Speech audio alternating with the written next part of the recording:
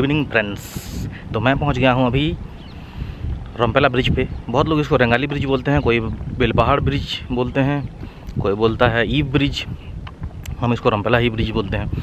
कोयली गोहर जब जा रहा था मैं तो ये रास्ता में ये ब्रिज देखा था मैं। उस दिन यहाँ पे उतर के एक ड्रोन शॉट लेने का मन हुआ, लेकिन टाइम नहीं था मेरे पास, इसीलिए नहीं ले पाया। तो आज फिर से मैं पहुँच गया हूँ।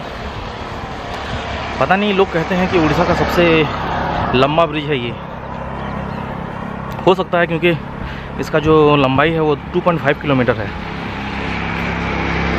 मुझे तो नहीं मालूम उसके बारे में, ये उड़ीसा का सबसे लंबा ब्रिज है कि नहीं, बट लग तो रहा है बहुत लंबा है ये। यहाँ पे जब खड़ा होता हूँ तो मुझे डर भी लग रहा है, अगर कोई हैवी व्हीकल जा रहा है तो हिल रहा है ये ब्रिज।